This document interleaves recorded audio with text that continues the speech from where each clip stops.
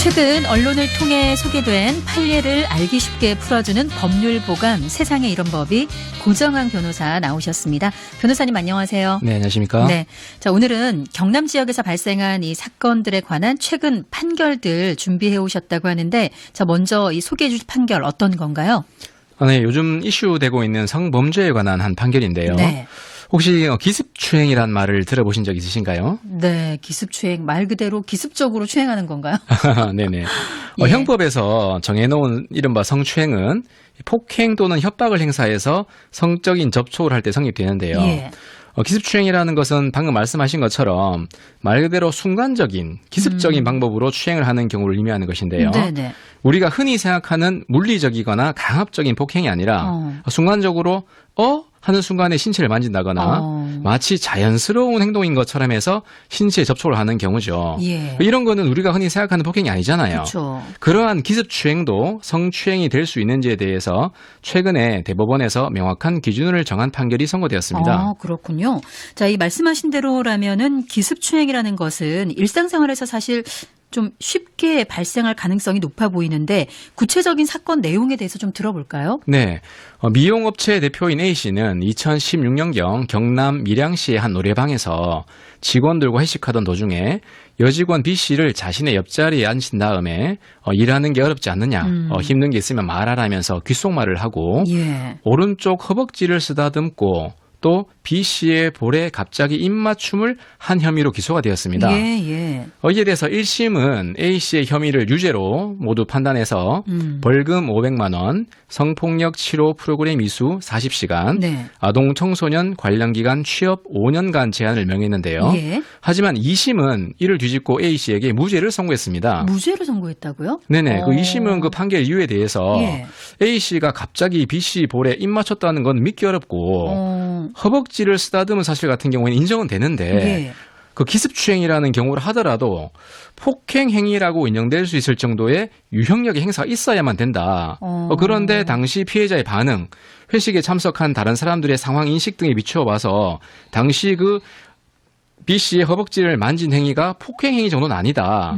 그렇기 때문에 무죄를 선고했습니다. 그래요. 1심에서는 이제 유죄로 인정이 됐던 건데, 이제 항소심에서 무죄로 뒤집힌 건데, 글쎄요, 이 최종적인 대법원의 판결은 어떻게 선고가 됐습니까? 네, 대법원의 판단은 달랐습니다.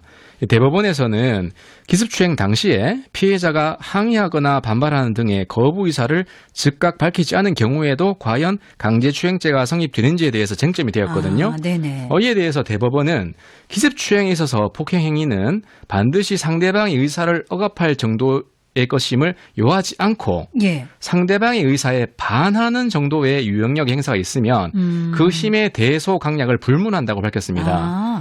이 사건 당시에 회식하면서 노래방에서 그 영을 즐기는 분위기였기 때문에 예. B씨가 A씨의 그런 허행위에 대해서 즉각적인 거부 의사를 밝히지 않았다고 해서 네네. A씨의 행위에 동의했다고는 볼 수 없고 B씨의 의사에 반해서 그런 신체 접촉이 있었던 것이 분명하기 때문에 강제추행이 성립될 수 있다는 취지로 해서 예. 그 2심 무죄 판결을 파기했습니다. 그렇군요. 자, 결국에는 당사자의 이제 의사에 반하는 신체적 접촉이 있기만 한다면 힘의 강약을 불문하고 이제 성추행이 인정될 수 있다는 건데, 네. 이런 형태의 기습추행이 인정된 다른 판결도 있을까요? 네. 과거에도 대법원은 피해자의 옷 위로 엉덩이나 가슴을 쓰다듬는 행위, 또는 피해자의 의사에 반해서 어깨를 주무르는 행위, 교사가 여중생의 얼굴에 자신의 얼굴을 들이밀면서 비비는 행위, 여중생의 귀를 쓸어만진 행위 등을 기습추행에 해당한다고 보아서 유죄를 선고한 판결들이 있습니다. 네. 이런 기습추행의 특징은 모르는 사람들이 아니라 직장이나 학교 등 서로 알고 지내거나 그렇죠. 함께 생활하는 사람들 사이에서 쉽게 일어날 수 있다는 것인데요. 예. 대법원은 과거 안희정 전 충남지사의 판결에서 성인지 감수성 등을 언급한 것을 비롯해서 점점 더 성범죄에 대해서 엄격한 판결을 선고하고 있습니다. 예.